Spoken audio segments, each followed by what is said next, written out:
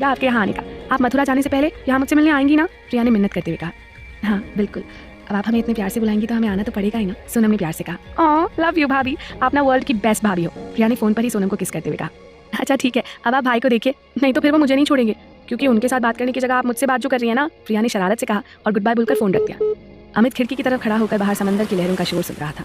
उसके चेहरे पर एक अजीब सा सुकून, एक अजीब सी शांति फैली हुई थी। तभी पीछे से आकर सोनम ने उसे हाथ कर लिया और उसकी पीठ पर अपना सर सटाकर खड़ी हो गई। ओह, ये कॉटेज मेरी नजरों से कैसे बच गया? काव्या उस कॉटेज से कुछ ही दूरी पर खड़ी होकर उसे घूर रही थी।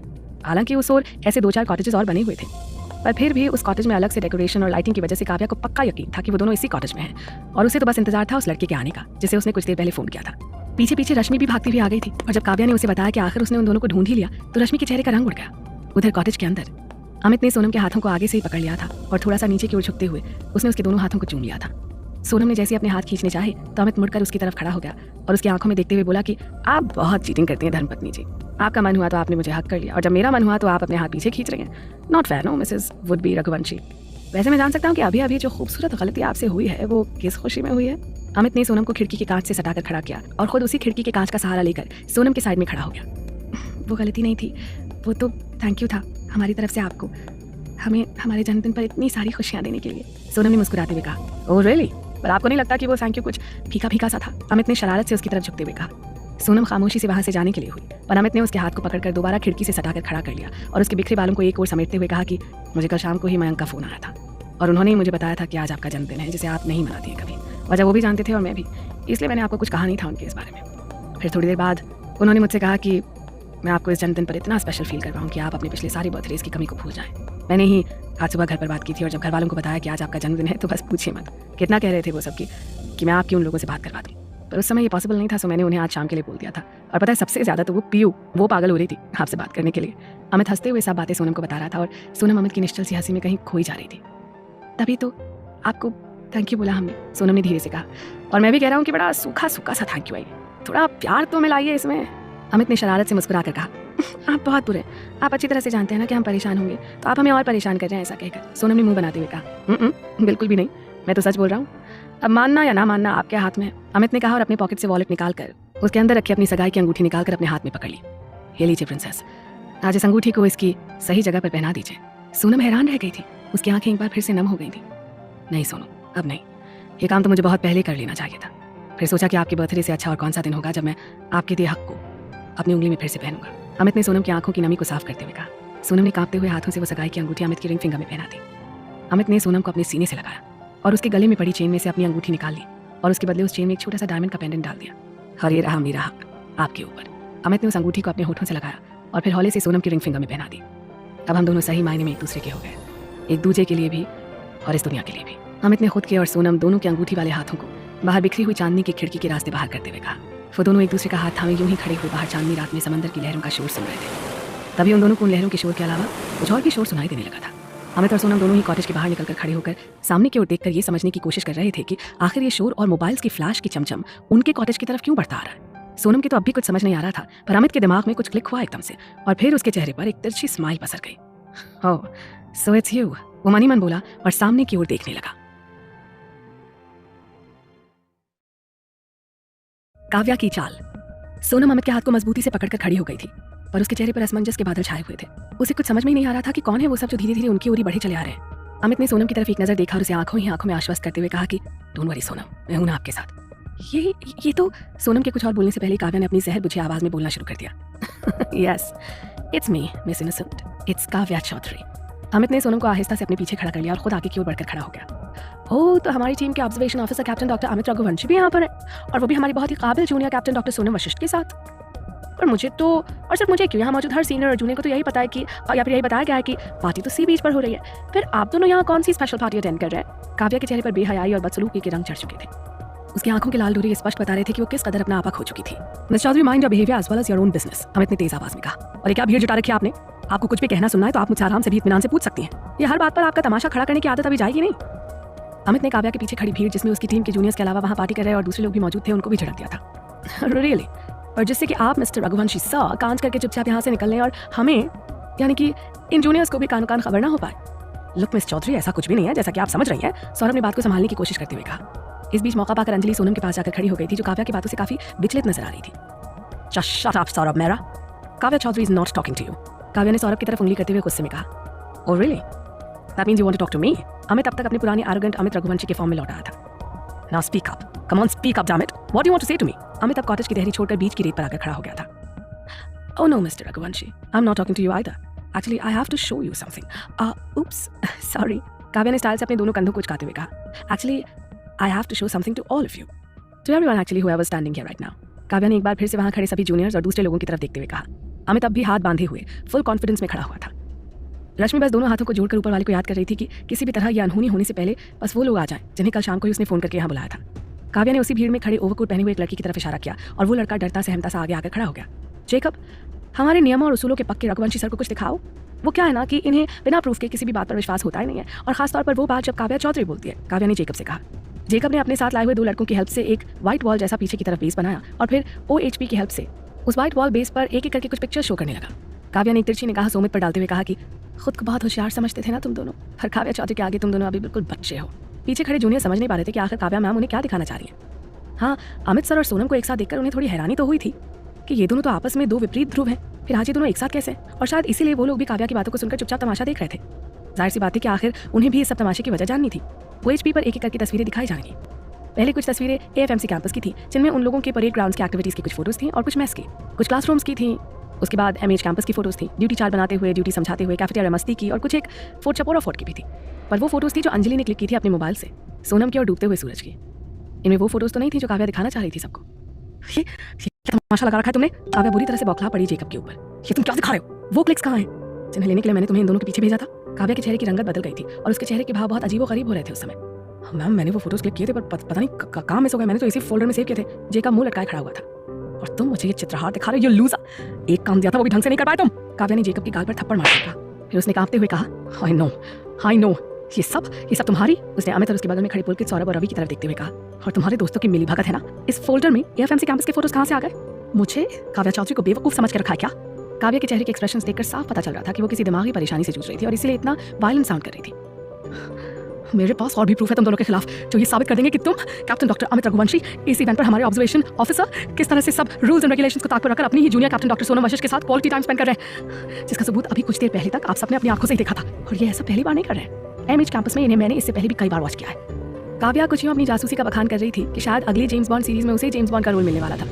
फिर सोनम की तरफ देखते हुए उसने कहा, और तुम 2 टके की जूनियर, उस दिन तो बड़े घमंड में बड़े एटीट्यूड में कहा था कि तुम्हें किसी भी लड़के में इंटरेस्ट नहीं है, कोई भी तुम्हें सोचने पर मजबूर कर दिया ऐसा था, अभी तक किसी लड़के में नहीं है। तो फिर आज कहाँ चला गया वो तुम्हारा सारा ताव? क्या इस कॉटेज के किसी अंधेरे कोने में तुमने अपने ताव को उतार कर रख दिया? काव्या गुस्से में अपनी बत्ती सी पीसते हुए बोली। सोनम की आंखें छलछला पड़ी थी।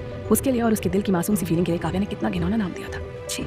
फिर अमित की तरफ देखते हुए तंज कसते हुए बोली कि अमित बेबी, मैंने भी तो तुम्हें खुला ऑफर दिया था ना। मुझे कौन सा तुम्हारे साथ जिंदगी भर का रिश्ता बनाते रखना था, पर तुमने मुझे इग्नोर किया। हर बार तुमने मेरी सेल्फ रिस्पेक्ट की धज्जियां उड़ाई, और वो भी इस 2 टके की जूनियर के लिए। इससे तुम्हें आज जिंदा नहीं छोड़ूंगी। काव्या गुस्से में आगे पीछे का सब भूल गई और वो सोनम को नुकसान पहुंचाने के इरादे से आगे बढ़ ही रही थी कि एक जोरदार तमाचा उसके गाल पर पड़ा और वो झटका खाकर खड़ी हो गई। उसका हाथ अब भी अपने गाल पर ही था। एक थप्पड़। सोनम और काव्या के बीच अब अमित रघुवंशी खड़ा था और ये जोरदार झन्नाटेदार तमाचा उसी ने काव्या चौधरी को दिया था, प्रसाद के रूप में। वो जो इतनी देर से प्रवचन सुना रही थी ना, उसके एवज में। पर इस थप्पड़ की गूंज ने वहां मौजूद सभी के कान के पर्दे और आंखों की धूल साफ कर दी थी, और अब सब सांस रोके मिस्टर एरोगेंट का एक्शन देखने को तैयार थे। खुद उसके दोस्त भी, इसमें अंजलि भी शामिल थी। सोचना भी मत काव्या चौधरी, मैं सोनम वशिष्ठ की तरफ उंगली तक उठाने से पहले 1000 मर्तबा अपनी सेहत के बारे में सोच लेना। अगर मैं 4 साल पुराना एरोगेंट अमित रघुवंशी बन गया ना, तो तुम कल ही अपना एकेडमिक ट्रांसफर करवाकर रोहतक में जाकर छुप जाओगी। अमित ने काव्या की तरफ जलती हुई आंखों से देखा। किस सेल्फ रिस्पेक्ट की बात कर रही हो तुम मिस चौधरी, जो खुद एक लड़की होकर किसी दूसरी लड़की के लिए इतने घटिया शब्दों का यूज कर सकती हो? उसकी सेल्फ रिस्पेक्ट क्या होगी?